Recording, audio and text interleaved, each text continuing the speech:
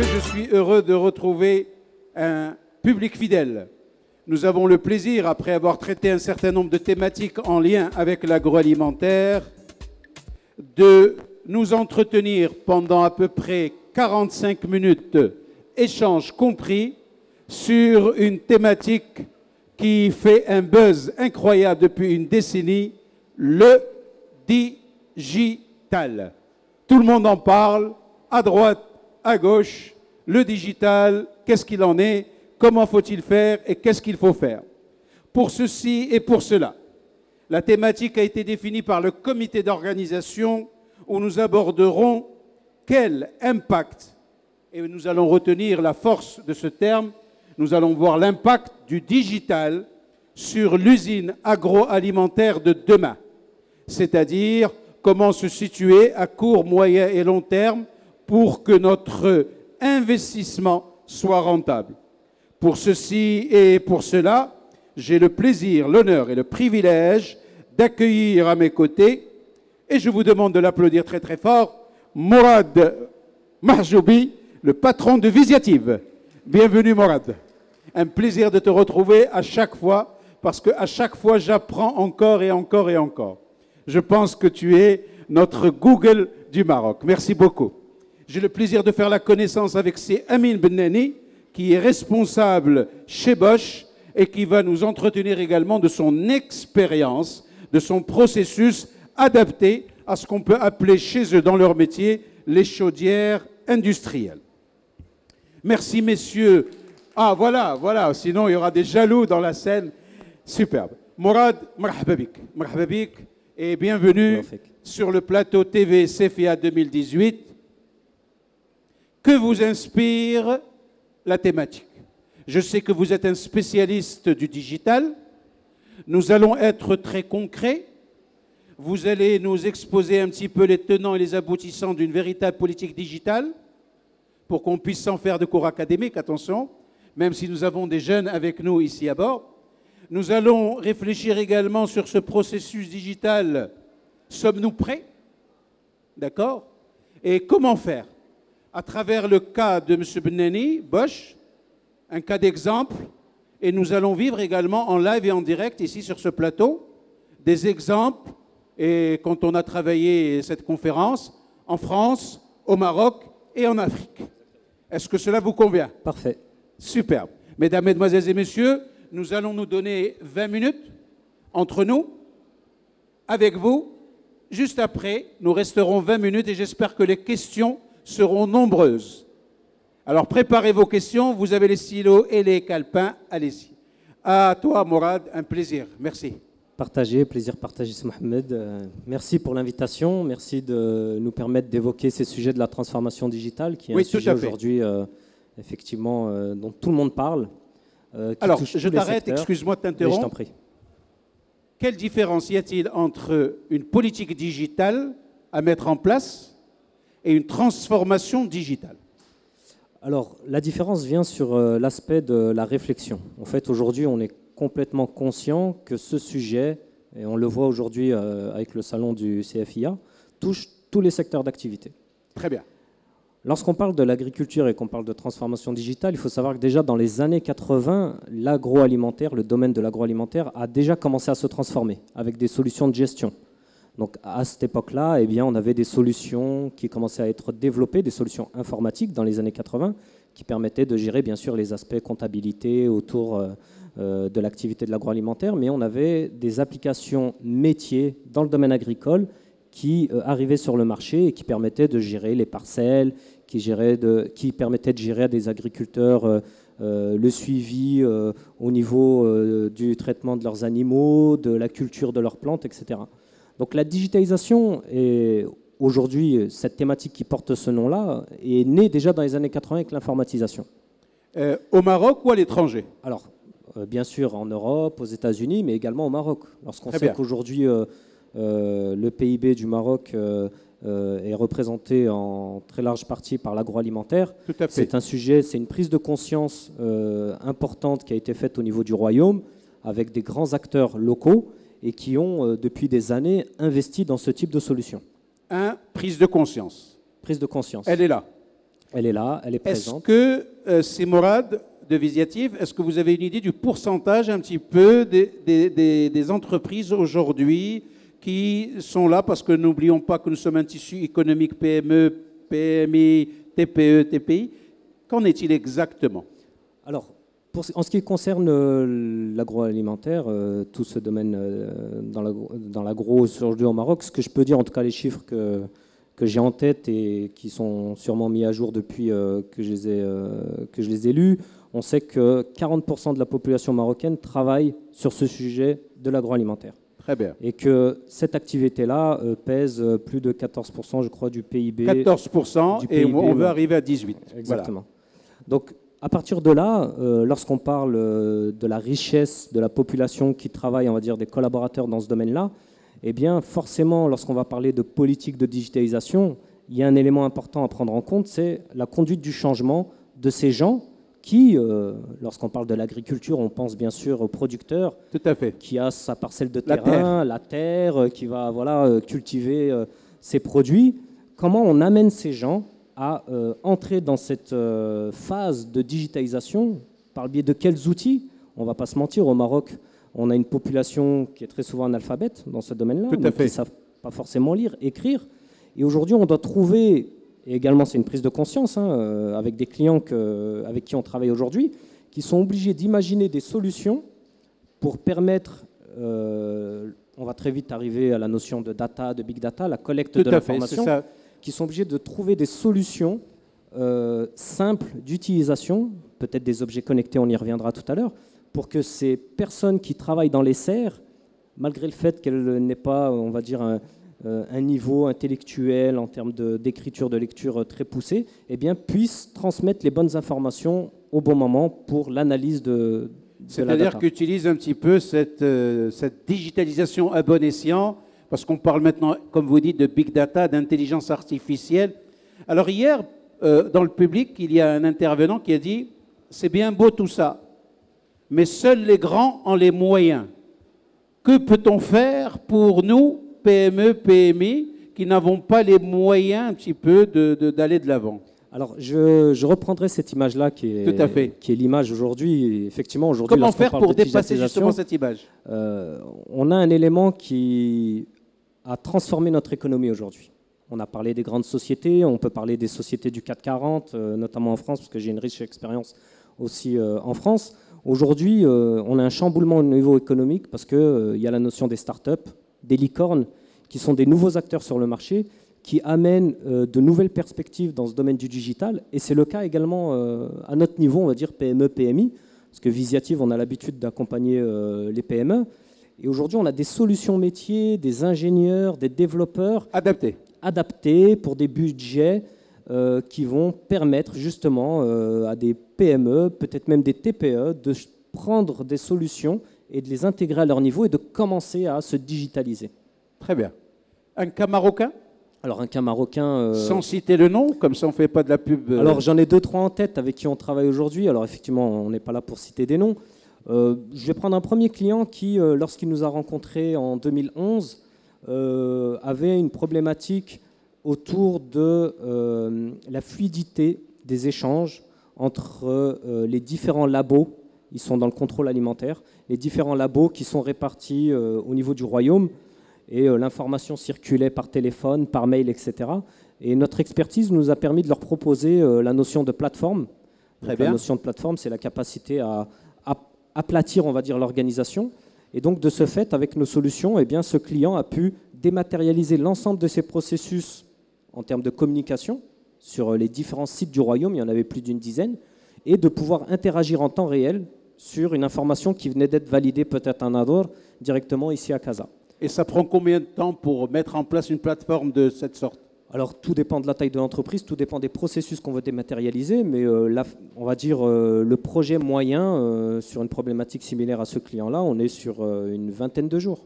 Une vingtaine de jours. Avec une expertise. Et combien d'hommes-jours déployés un petit peu pour pouvoir mettre en place cette plateforme? Alors 20 jours, c'est-à-dire que 20 jours hommes. D'accord. Dedans, l'avantage qu'on a dans notre domaine, et surtout dans le domaine de l'IT et de la numérisation, de la digitalisation, et le domaine de l'agroalimentaire, c'est lorsqu'on arrive chez ces clients-là, ils ont déjà tous les éléments. leurs process sont dessinés parce qu'ils sont liés à une réglementation.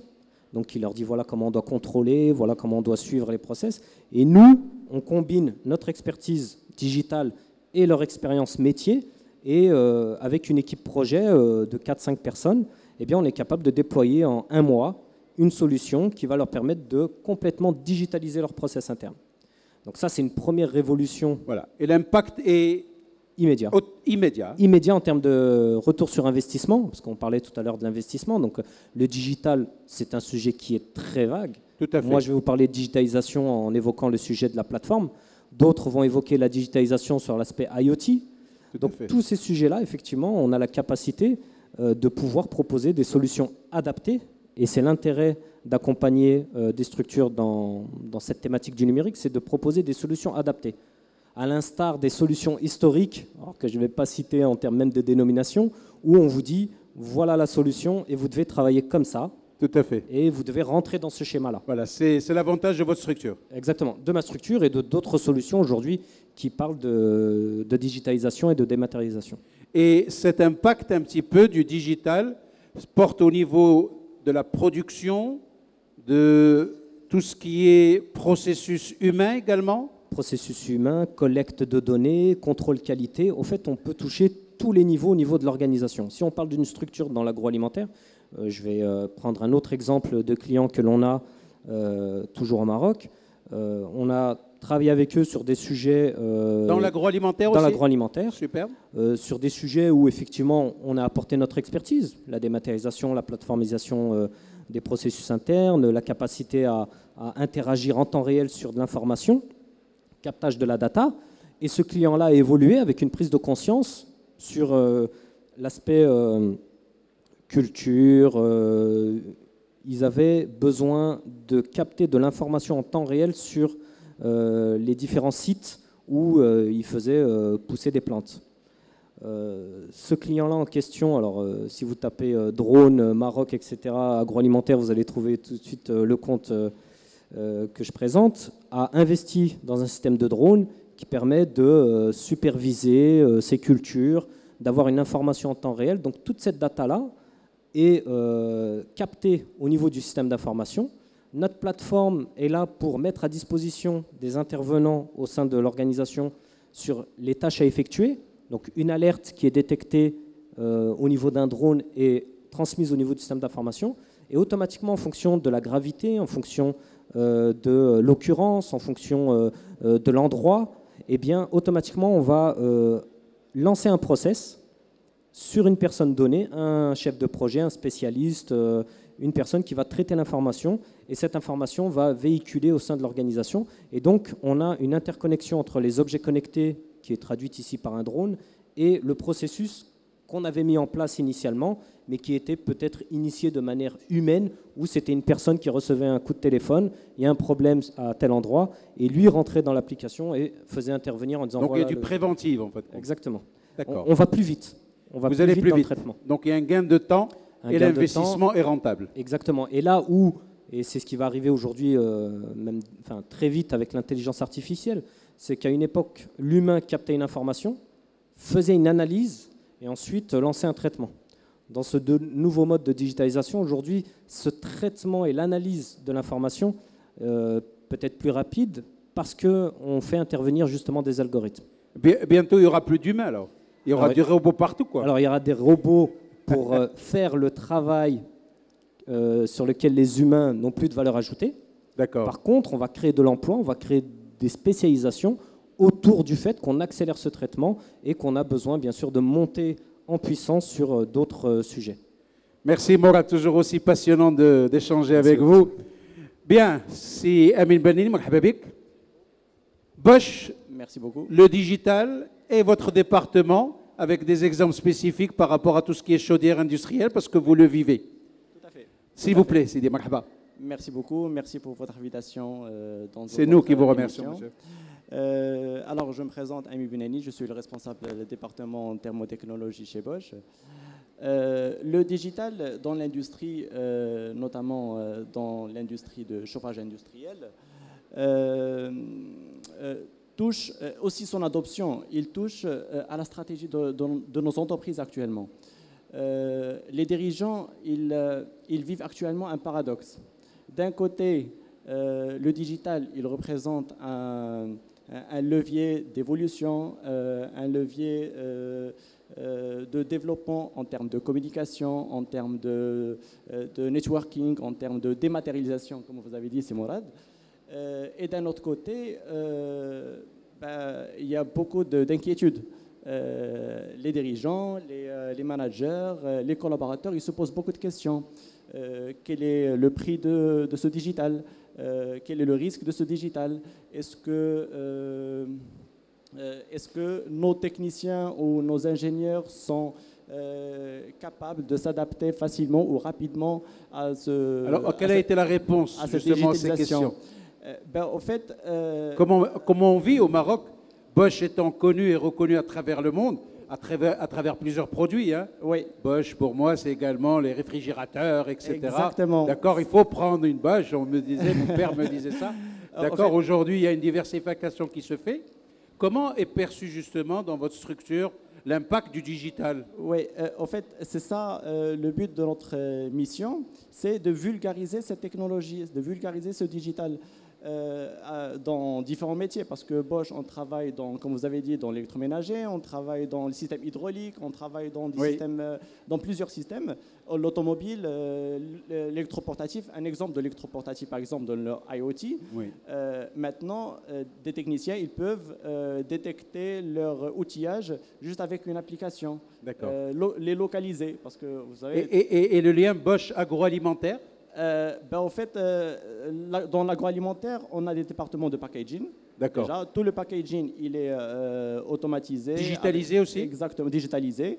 Et en termes d'énergie, parce que l'agroalimentaire a besoin forcément d'énergie, on travaille sur la digitalisation, enfin, on a déjà des digitalisations de chauffage industriel. Et avant, enfin, il y a longtemps, on chauffait de l'eau, on va dire, avec du charbon pour produire de la vapeur. Après la révolution industrielle, on a commencé à travailler sur des panneaux électriques pour aider l'homme à subvenir aux besoins, on va dire, de la masse production. Et dans les années 2000, on a commencé à avoir des systèmes automatisés. Maintenant, on vient avec des systèmes encore, enfin, des innovations, Bosch, pour digitaliser toute la chaudière, c'est-à-dire on connecte la chaudière à Internet et on ne se limite pas juste à la connexion, mais à la collection de data. Ce que vous avez dit tout à l'heure par rapport aux services, mais s'applique aussi pour l'industrie, c'est-à-dire on collecte la data et on analyse. Cette collection et analyse de data, ça nous permettra de changer ou de se transformer, de transformer notre maintenance d'une maintenance palliative ou corrective à une maintenance, on va dire, préventive ou prédictive. C'est-à-dire, on peut anticiper quand est-ce qu'une panne aura lieu, quand est-ce qu'une pièce doit être changée, quand est-ce qu'on doit commander nos pièces de rechange ou quand est-ce qu'on doit commander nos consommables. Souvent, on me pose la question, mais le prix de ces solutions digitales, il est exorbitant. Ça représente beaucoup de risques. Bon, par rapport au prix, moi, je dis toujours, est-ce que le prix que vous demandez ou le coût que vous demandez? Parce que le coût de cette digitalisation, et si on le compare au coût de l'arrêt d'une usine ou le coût de l'arrêt de la chaudière, ça coûte énormément. Et l'impact, il y a des erreurs qui peuvent se passer, exactement, qui peuvent avoir des dégâts collatéraux incroyables. Voilà, exactement. Donc c'est ça notre but, c'est d'aider les partenaires. Et d'anticiper un petit peu. Et d'anticiper leur maintenance. Donc aujourd'hui, l'impact est avéré, il est important. Alors on va aller vers le futur, si vous le souhaitez. L'usine agroalimentaire de demain, imaginons que nous sommes en 2025, tous, qu'on se retrouve dans cette enceinte. Comment pourrait être, Mourad, l'usine agroalimentaire de 2025, légitimement? On se donne 8 ans. Alors, nous, on se donne 8 ans, il y en a qui y sont déjà. C'est clair, je sais qu'il y a des exemples, mais nous, on va doucement et sûrement au Maroc. C'est ça qui est de bien dans mon pays. L'avantage qu'on a dans le digital, c'est ce qu'on appelle le leapfrog, c'est le saut de la grenouille. Tout à fait. Donc l'avantage, c'est de bénéficier du retour d'expérience des autres pour mieux rebondir. Donc on est dans ce cas-là. Au moins, ils font le benchmark à notre place et on voit les erreurs et on corrige. Tant Exactement. Mieux. Imaginons que nous sommes 2025. Donc en 2025... comment vous voyez l'usine? Alors, l'usine déjà ultra connectée. Donc, c'est-à-dire alors, qu'est-ce que vous appelez ultra connecté? Alors, ultra connecté, lorsqu'on imagine une usine, il y a les hommes, il y a les machines, il y a le système d'information, il y a l'écosystème. Donc, ces 4 éléments vont être interconnectés. Superbe. Ça veut dire mon fils, quand il me dit je suis ultra connecté, c'est quand j'augmente le débit à la maison. Et il est déjà en 2025. Il me dit, papa, il faut faire la fibre optique. Je lui dis, non, c'est cher. Il faut y aller. Voilà, il faut y aller. Hein. Exactement. D'accord. Donc le débit est important. Ultra connecté dans le sens où l'information circule entre l'homme, lorsque je vais parler de l'écosystème, la différence entre l'interne et l'externe de manière très fluide, jusqu'à la machine. Donc on parle aujourd'hui de robotisation, c'est-à-dire qu'aujourd'hui, on parlait tout à l'heure de la machine qui remplace l'homme. Oui. Alors, dans un autre domaine qui est l'automobile, parce qu'on imagine très bien l'assemblage d'un véhicule. Tout à fait. Dans l'agroalimentaire, on est déjà, et des sociétés marocaines dignes de ce nom, ont déjà robotisé leur usine. Donc on a des tâches répétitives qui vont très vite avec des cadences. Et aujourd'hui, vous avez des ingénieurs qui appuient sur des boutons avec des contrôles. Demain, c'est une personne qui est à l'extérieur avec son smartphone qui va lancer une commande qui va directement interagir au niveau de l'usine et lancer une production, par exemple. Donc ça, c'est ce qui arrive demain. On parlait des enfants, avec des gens en 2025 qui vont être ultra connectés. C'est-à-dire qu'aujourd'hui... Et peut-être, pardon Mourad de t'interrompre, peut-être traiter à distance aussi. Bien sûr. Aujourd'hui, l'intérêt, c'est de ne plus se dire il y a le monde de l'usine et on est en interne, et le monde extérieur. C'est que l'usine est partie prenante de on va dire, de l'espace et l'environnement. Exactement. Donc, je peux être à l'extérieur, je peux être sur ma parcelle de terrain, je peux être sur mon tracteur, et depuis mon smartphone, depuis un objet connecté, faire interagir l'usine en termes de robotisation. Pourquoi je disais tout à l'heure qu'on a déjà des usines qui sont déjà en 2025? C'est que je vais prendre un cas d'un client historique Visiative en France, dans le domaine des céréales, qui aujourd'hui, lorsque vous rentrez dans l'usine, eh bien, tout est dirigé par tablette. On n'a plus besoin d'avoir des personnes qui sont au niveau des machines à contrôler. Le contrôle qualité se fait aussi à travers des algorithmes. Donc on est sur une cadence, une production. La thématique aussi de demain de l'usine 4.0 dans le domaine de l'agroalimentaire, c'est on va dire la baseline de la digitalisation. C'est au bon moment, au bon endroit, la bonne dose. Donc ça nous évitera des grèves, ça nous évitera tout ça.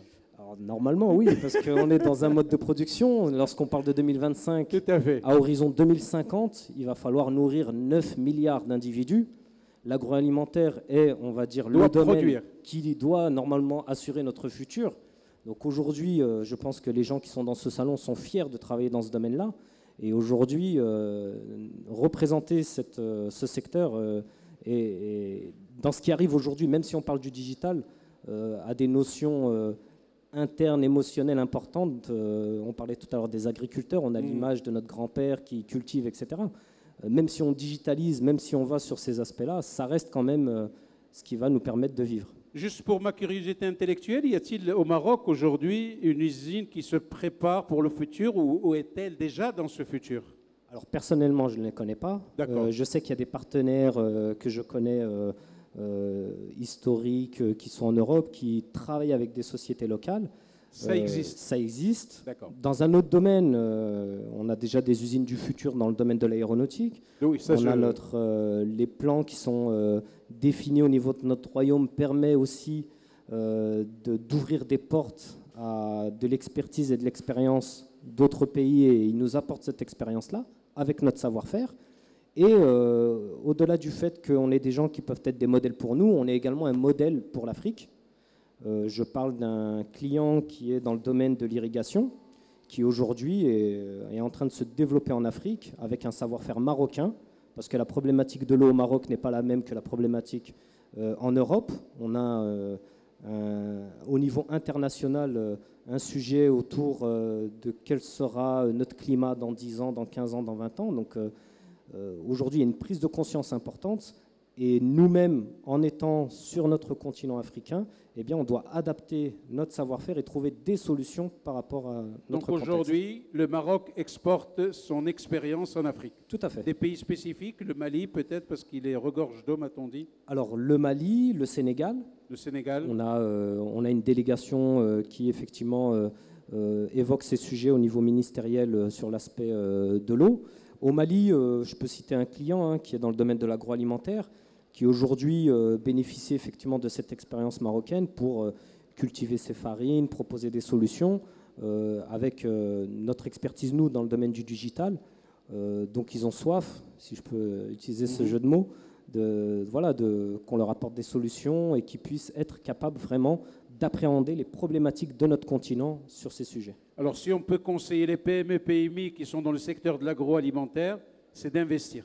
Tout à fait, d'investir à un niveau, on va dire, équivalent aussi à leur phase de progression. Parce qu'un projet du digital, c'est très large. Il y a tellement de sujets. C'est des packages que vous offrez ? Alors, c'est des packages, on s'adapte, on trouve les bons partenaires. Parce que, comme je disais tout à l'heure, on ne peut pas être seul sur des sujets de transformation digitale. Lorsque je parlais de mon client qui initie une démarche avec des drones, quand bien même on voudrait proposer cette solution, on n'est pas spécialiste, il y a une réglementation à respecter. Ça peut commencer à combien ? Je sais que c'est Sandrine qui va nous expliquer ça tout à l'heure. À combien ? Mais ça peut commencer à combien ? Et ne me dites surtout pas ça dépend. Non, je vais être... Ça pourrait commencer à combien pour une PME-PMI ? Alors PME-PMI, pour nos projets en tout cas de transformation, de plateformisation, on est aux alentours de 100 000 dirhams. On peut commencer à travailler sur des sujets de dématérialisation. La mise en place d'un système réfléchi. Voilà, avec la dématérialisation des process. Après, il y a un autre volet qui peut être de l'IoT. Il y a un autre volet qui est connexion à des systèmes externes. Donc là, il y a d'autres partenaires qui entrent en jeu. Voilà, c'est bien dit. Merci. Je vais juste peut-être par rapport au budget qui est important et qui est aussi une opportunité qu'on peut saisir ici au Maroc, c'est qu'on a la chance d'avoir le gouvernement qui intervient sur ces sujets-là et qui finance en partie ces projets de digitalisation. D'accord. Et donc, beaucoup de nos clients en ont bénéficié dans le domaine de l'industrie. À travers le ministère ou à travers Maroc PME ? Alors, Maroc PME. Maroc PME, notamment. À travers Moussanada, etc. Exactement. Super, parce qu'on a eu hier avec nous justement un responsable qui a... Y a-t-il un exemple d'usine ? Pas en rentrant dans les détails, je crois que Bosch est très très avancé à ce niveau-là. Très très brièvement. Les préalables peut-être, Sibnani, je ne sais pas. En Allemagne, vous m'avez dit ? Disons que même au Maroc, on commence à avoir des usines connectées. Et c'est ce que je commence vraiment à apprécier. Les dirigeants marocains commencent à connaître l'impact de la digitalisation. Et on commence d'abord à l'appliquer aux machines d'agroalimentaire, de packaging, c'est-à-dire on a pas mal de clients qui ont des machines de packaging qui sont vraiment dernier cri, digitalisées, on peut les connecter à Internet, on peut voir leur état à distance, collecter les informations et les analyser. Et aussi sur les chaudières, on a pas mal aussi de clients et au Maroc et en Afrique. C'est-à-dire on peut gérer notre énergie depuis on va dire depuis chez nous. Superbe. Je crois qu'on a énormément parlé. Je pense qu'il faudrait que vous le parliez également. Le plaisir de m'en remettre donc à la salle, à l'audience ici présente, pour un échange que nous souhaitons véritablement gagnant-gagnant, pour espérer, Inch'Allah, arriver à terme de cette conférence avec 1, 2 idées, avec 3 idées. Mais je pense que les présentations de Mourad Mahjoubi de Visiative rapidement, français, d'origine marocaine, non je plaisante. Non, Visiative, on est un groupe français, on existe depuis 87, groupe basé en France, qui s'est développé à l'international à travers différentes filiales, en Suisse, en Angleterre, États-Unis, Brésil, Canada, et nous avons créé la filiale au Maroc en 2011. 2011. Grâce à un premier client, qui est un client dans le domaine de l'agroalimentaire, qui sont les domaines agricoles, qui nous ont fait confiance à l'époque sur nos solutions. Donc j'étais moi-même chef de projet à l'époque en France, je leur ai proposé une solution à distance, et c'est à travers ces premiers clients qui nous ont amenés à s'installer au Maroc pour comprendre les problématiques du contexte marocain, de répondre aux attentes en termes de digitalisation. Donc aujourd'hui, on est un groupe de 800 personnes, on est 50 au Maroc et on accompagne nos clients aussi bien sur le Maroc, mais également sur l'Afrique francophone. Maintenant. Exactement. Et l'ouverture sur l'Afrique. Exactement. Superbe. Allah youfaq. Bien. Ladies and gentlemen, mesdames, mesdemoiselles et messieurs, ayyuha al-hudur al-karim. Et de 1. Ma maman m'a dit ce matin, quand je lui ai embrassé sa main, il faut partir avec 5 questions, sinon on ne sort pas de la salle et on ne va pas déjeuner. Madame, passez-lui mon bonjour tant que vous y êtes. Superbe. Alors, question. J'en ai une, oui, ça je sais. 2. C'est voté. Souriez pour la photo parce que vous êtes enregistré. Merci. Monsieur, une question parce que j'ai vu vos yeux pétiller. Non? Alors, à droite, ça a marché. À gauche, il y a un peu... Ah, enfin, un monsieur qui est fidèle, qui a même participé hier au trophée. Et vous m'excuserez si je ne vous ai pas donné la parole, mais il y avait un règlement que je devais respecter. On part. Chérif, s'il vous plaît. Nom, prénom et votre institution. C'est toujours comme ça avec les micros. Alors, Ben Mqaddam, ingénieur. Alors, vous faites juste un micro un peu plus rapproché. Ben Mqaddam, ingénieur. Marhaba Sidi. Alors moi, je voulais juste poser une question précise sur ce digital, c'est la gestion des process donc digital et surtout au niveau des usines de production. 2 questions majeures. 1. Est-ce qu'il y a un backup au niveau de la mise en œuvre des solutions? C'est-à-dire quand vous allez digitaliser tous les process, à un moment donné, il y a un backup, il y a des pannes, comment ça se passe? Et 2, donc il y a des risques de panne, donc arrêt de production, d'où pas de rentabilité, je ne sais pas combien de jours de panne, etc. Comment s'y prendre? 2e point, c'est l'histoire de piratage. C'est-à-dire qu'aujourd'hui, plus on est digitalisé, plus on est vraiment exposé à comment se fait la protection à ce niveau-là. Merci beaucoup. C'est nous qui vous remercions d'être avec nous et d'avoir posé des questions pertinentes. Backup, très important. Monsieur?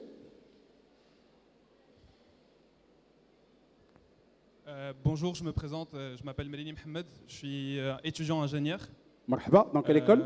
J'ai fait une formation en France, à la Sorbonne, et maintenant je suis dans une école Marrakchi qui s'appelle l'Université privée de Marrakech. Super, l'UPM. Voilà, l'UPM. Et je suis spécialisé en ingénierie et qualité, en agroalimentaire. Alors la question que je voulais poser, c'était par rapport à l'emploi. Vous avez évoqué ce thème-là de l'employabilité et du marché du travail. Hier, on a parlé de ça. Ah, vous venez de le faire ici non, également. Juste, oui. Oui, et en évoquant le fait que la digitalisation allait forcément amener à la disparition de certains postes de travail, mais à la création d'autres. En fait, je voulais juste savoir si la balance penchait du côté de la création ou du côté de la disparition. D'accord. J'espère que vous avez ramené votre CV avec vous. J'ai ramené mon CV. Super. C'était la question? Vous voulez rassurer vos arrières? Voilà. Super. C'est très intelligent et bienvenue au monde de l'étudiant. La jeunesse est le futur de notre pays. Marhaba bik. Monsieur, s'il vous plaît. Merci, Shaima Ourita. Voilà, vous partagez le... Merci beaucoup, Sidi. Merci, Monsieur le Président, les panélistes. Et ma question s'adresse à... Monsieur Mourad El-Mahjoubi. Je m'appelle Abdullah Jawed, conseiller en emballage logistique. Ma question est la suivante. Pouvez-vous nous éclairer un peu sur la digitalisation du packaging? Merci. Bien. Allez, une 4e question, comme le mouvement et l'ambiance est là dans les questions. 4, c'est parti. S'il vous plaît, micro. Merci. Je suis Saïd Benhda, je suis consultant en système d'information. En fait, j'ai 2 questions. Aujourd'hui, quand on parle de digitalisation, industrie 4.0, je pense que c'est un sujet qui est, disons, dans une cloison. Ce n'est pas dans une cloison, c'est-à-dire cloisonné, tout le monde ne parle pas le même langage. C'est vrai qu'il y a des sociétés qui sont très avancées dans ce domaine, il y en a d'autres qui ne sont même pas au courant de ce qui se passe. Alors, est-ce qu'il n'y a pas un moyen de sensibilisation, de formation, pour pousser l'ensemble de notre tissu disons, industriels. Parce qu'aujourd'hui, on parle de la transformation digitale, mais il y en a qui ne savent pas ce que c'est. Il y en a qui ne savent pas quel est le risque qu'ils encourent s'ils n'entendent pas aujourd'hui leur transformation. Voilà, merci. Merci Saïd, merci Lelertek. Une dernière question. Khamsa ala Aïn Shaitan. Voilà. Vous pouvez nous envoyer par SMS vos questions si vous souhaitez également sur www. Magnifique. C'est superbe. Nous l'avons déjà reçu. Magnifique. C'est Emile Benani, Mourad Mahjoubi. Nous avons une panoplie, nous avons à peu près 5 questions, d'accord, sur l'emploi, sur le backup, sur la sensibilisation, mais également sur la question de monsieur. Qui de vous? Mourad. Alors, je vais respecter l'ordre.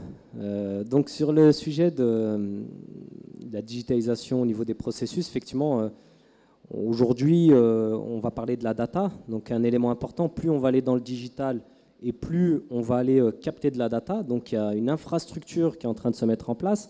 Il est vrai que nous, Visiative, en tant qu'éditeur, dans le passé, on développait des solutions qui avaient pour objectif de répondre à une attente plutôt orientée fonctionnelle au départ, avec des solutions on était capable de l'installer chez nos clients, sur leur serveur. Et aujourd'hui, avec l'arrivée de l'IoT, on dit qu'en 2020, on aura 200 milliards d'objets connectés. Eh bien, la data a commencé à grandir. Et en termes de captation d'informations, eh bien, on a des serveurs qui ne supportent plus, on va dire, cette capacité à stocker cette information et derrière l'analyser, etc. Donc nous, en tant qu'éditeur, on a fait un choix il y a 2 ans stratégique de complètement revoir notre architecture pour pouvoir justement absorber ce volume de data. Ça revient par rapport à votre question à qu'est-ce qui se passe si on a une panne. Eh bien aujourd'hui, il y a des choix d'un point de vue architecture logicielle avec la notion de data center, avec une garantie 24/7 d'accès à l'information. On a des systèmes de réplication de l'information. Ça veut dire qu'on travaille d'ailleurs avec une banque aujourd'hui où au niveau de la mise en place de la solution, on est conscient que le système peut s'arrêter. Le data center chauffe, quelqu'un, alors l'image, hein, c'est pas ce qui se passe en vérité, mais quelqu'un qui vient, qui débranche une prise, tout s'arrête. Eh bien, on a un effet de réplication de data, d'effet miroir où la personne qui est connectée ne se rend pas compte que derrière, on a changé de serveur et que l'information est en temps réel. La vraie interrogation que vous avez et qui est importante autour de cette notion d'arrêt d'activité, eh bien, c'est la capacité à choisir une solution avec un environnement et une architecture qui prévoit ce système de backup, de système de miroir, de duplication de la data. Et des solutions existent. Après, on va revenir sur des questions de budget. C'est vrai qu'une PME qui va gérer de l'information pas aussi importante qu'un grand compte n'aura pas besoin de tout ce système. Là, on a d'autres systèmes de backup et là, on garantit 5 minutes, 10 minutes de coupure au maximum. Ça, ce sont des SLA qu'on présente à chaque type de client qu'on a en face de nous. Donc, il faut savoir, et c'est une préoccupation qui est importante sur ce sujet de backup et de mise à disposition, parce que ce que vous expliquez sur le fait qu'on n'a pas accès à l'information, c'est ce qui se passe dans les usines. Quand une usine est arrêtée, eh bien, c'est du chiffre d'affaires que l'on perd. Je vais rebondir tout de suite sur votre deuxième question, qui est le sujet du piratage. On a connu l'arrêt pendant un week-end de l'usine Renault en France parce qu'ils avaient piraté le système. Il faut savoir, j'ai cité un chiffre qui était 200 milliards d'objets connectés en 2020. Il faut savoir qu'aujourd'hui, les éléments les plus piratés dans le domaine du digital, ce sont les objets connectés. Les startups se sont lancées dans ce domaine en développant un certain nombre d'objets connectés, notamment dans le domaine de l'agriculture. Et ils sont allés tellement vite dans le proof of concept, le prototype et la mise en vente de leur solution qu'à un moment donné, ils ont oublié le facteur sécurité. Donc aujourd'hui, il y a 2-3 ans, tous les objets connectés, vous aviez 80% des objets connectés qu'on pouvait pirater très simplement. Donc ça, c'est une nouvelle prise de conscience qui est arrivée et on est en train d'évoluer sur ces sujets. Donc le choix stratégique de se digitaliser est de pouvoir trouver le bon partenaire qui a cette expérience au niveau de la mise à disposition de l'information, mais également la sécurité de l'information. Bien. L'emploi. L'emploi, aujourd'hui, on a des chiffres dans le domaine de l'intelligence artificielle, parce que lorsqu'on parle de digitalisation, je pense que c'est plutôt l'intelligence artificielle aujourd'hui qui va remplacer les métiers historiques. Il ne faut pas oublier qu'on a déjà vécu cet effet de transformation des métiers à l'époque du taylorisme, où si vous avez tous vu le film de Charlie Chaplin, où les machines venaient à remplacer l'humain, et quand Charlie Chaplin arrête au niveau de la chaîne de montage et il va faire sa pause, pendant sa pause, il a toujours le geste qui continue. Voilà, avec l'intelligence artificielle, on est dans un aspect de l'analyse de l'information. Il y a des nouveaux métiers. Alors peut-être que l'école d'aujourd'hui, alors je parle de l'UPM que je connais bien, puisqu'il est en relation avec notamment un établissement avec qui on travaille, avec qui on est partenaire, qui est l'EM Lyon, qui aujourd'hui ont cette prise de conscience du futur. Donc il y a des nouveaux métiers. On a un certificat notamment dans le domaine de la transformation digitale. Il y a des nouveaux métiers, data scientist, qui n'existaient pas il y a 3-4 ans, qui aujourd'hui est le premier métier au niveau du référentiel des métiers, qui est le métier numéro 1, le mieux payé, le plus recherché. Donc data scientist, à l'époque on pouvait appeler ça un analyste, un mathématicien. Aujourd'hui c'est un vrai métier. Donc aujourd'hui les écoles se doivent d'avoir cette ouverture d'esprit. Et moi je dirais même le rôle de l'école aujourd'hui, c'est de former les étudiants sur des métiers qu'on ne connaît pas encore. Pardon Morad, je t'en prie. Je pense que notre jeune ingénieur voulait être juste rassuré. Qu'il allait trouver du travail. Voilà, il est ingénieur. Il a fait une double diplomation, d'abord française et puis marocaine. Normalement, on fait l'inverse, mais c'est tant mieux. D'accord. La ville de Marrakech est peut-être mieux que la ville dans laquelle il était. D'accord. Et aujourd'hui, donc, il est spécialisé dans l'agroalimentaire, n'est-ce pas? D'accord. Pardon ? Qualité. La qualité, voilà. Aujourd'hui, dans la transformation des métiers, on dit à horizon 2030, il y aura des réglementations qui vont évoluer. Tout à fait. Peut-être le contrôle qualité d'aujourd'hui ne sera pas le contrôle qualité dans 10 ans, dans 15 ans. La base d'une école d'ingénieur, c'est de vous former sur des méthodes. Derrière ces méthodes, vous les appliquez dans un domaine. Donc demain, avec les nouveaux métiers qui vont ouvrir, votre on va dire, bagage d'ingénieur vous permettra d'apprendre un nouveau métier que vous peut-être ne connaissez pas encore. Sibnani, peut-être une réflexion par rapport à notre jeune ingénieur, l'avenir de notre pays? Disons que le métier de qualiticien ou le métier d'ingénieur, il est très demandé chez nos entreprises. Et déjà, je vous invite à m'envoyer votre CV. Vous voyez, vous avez gagné aujourd'hui. Hein? Parce que chez Bosch le premier mois de salaire, c'est pour votre maman, votre papa. Le troisième, c'est pour moi. Hein? D'accord. Pour qu'on soit réglo. On ne cherche pas forcément des ingénieurs qualiticiens, mais des ingénieurs en général. Voilà, l'esprit. Comme a dit Morad, c'est l'esprit de méthodiste, on va dire, d'ingénieur qu'on cherche. Très bien. La sensibilisation par rapport à la transformation digitale, qu'il y a des gens qui, bof, ça leur dit rien. Ça leur dit rien. Comment on répond un petit peu? En fait, si vous permettez, je rebondis sur la question de la sécurité. La sécurité, oui. Si vous permettez, au fait, chez Bosch, les machines qu'on propose, digitales, les systèmes qu'on propose, sont dotés de deux niveaux de sécurité, on va dire. Un niveau software et un niveau hardware. C'est-à-dire que pour qu'une personne accède à une machine, je parle en général, hein, ce n'est pas forcément une chaudière ou une machine de packaging ou d'emballage agroalimentaire, il faut que une personne sur place lui donne l'accès. C'est-à-dire on a une software, c'est-à-dire une plateforme sécurisée HTTPS et une sécurité, on va dire, mécanique, hardware pour nos machines. Voilà. Merci. Sensibilisation, peut-être, Morad? La transformation digitale? Et monsieur? Alors je répondrai à Saïd, que je connais très bien et on a déjà évoqué ces sujets. Moi, je suis convaincu d'une chose de par mon expérience personnelle, c'est que je pense la jeunesse, nos enfants, même s'il y a 20 ans, je me mettais plutôt de l'autre côté de la barrière, on insuffle ce changement. C'est-à-dire qu'aujourd'hui, la nouvelle génération nous impose justement d'évoquer ces sujets et d'être sensibilisé. Maintenant, si je parle du contexte marocain, ce rôle doit être aussi joué par des grands groupes, des institutions.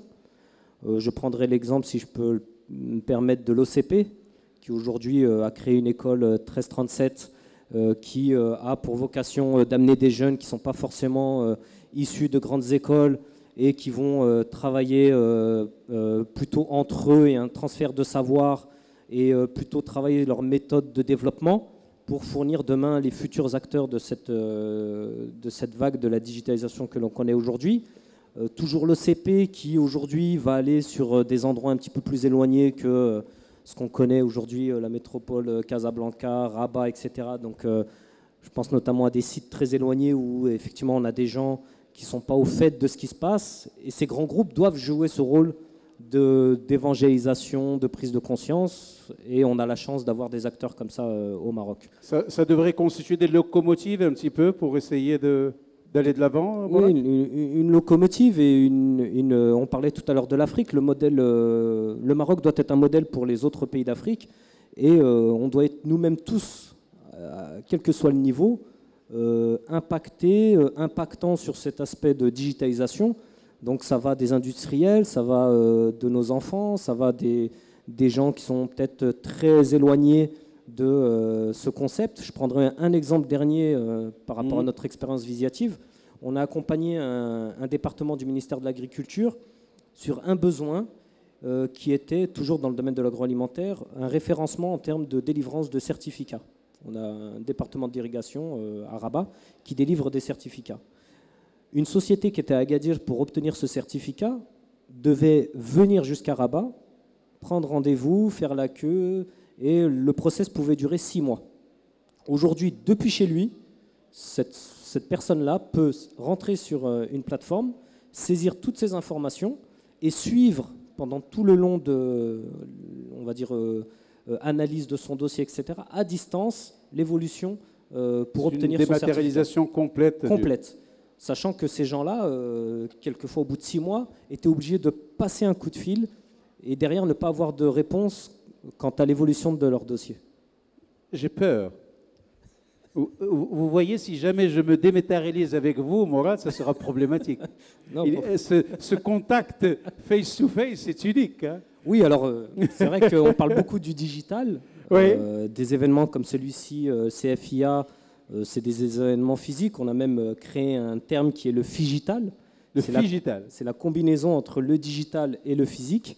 Super. Eh bien, ce figital, aujourd'hui, on est conscient que tout ne se fera pas dans le domaine du digital. On a encore besoin de l'humain, même si on parle d'intelligence artificielle, etc. Donc, voilà, on s'en fout du figital. Hein. D'accord, pour garder un petit peu. D'autres choses, peut-être répondre à monsieur par rapport à sa question? Alors, sur le packaging, je vais être très honnête avec vous, je n'ai pas beaucoup d'expérience dans ce domaine-là. On a des clients Je connais votre humilité managériale. Je vous ai interpellé. Peut-être c'est Amine, parce que sur le packaging, quelque chose à apporter à monsieur? Justement, en fait, on propose pas mal de solutions de packaging digital.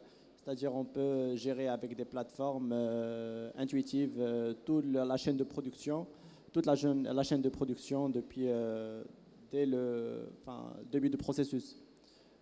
Maintenant, ça dépend de quel packaging vous parlez, au fait primaire, secondaire. Micro, mademoiselle? De transformation. Oui, voilà, ça c'est un des nos corps de métier. On peut vous proposer des solutions pareilles. Merci. Autre chose à rajouter, Mourad? Amine, il a trouvé un collaborateur et un client. Un collaborateur et un client. Donc, il n'est pas sorti perdant de cette conférence. On vous l'a dit, plateforme d'échange, plateforme business, plateforme également de convivialité et de cordialité.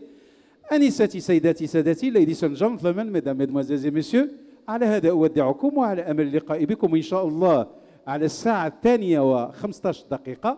أتمنى لكم شهية لذيذة وإلى اللقاء. Merci à nos intervenants, merci à Visiative, merci à Bosch de nous avoir accompagnés dans cette conférence.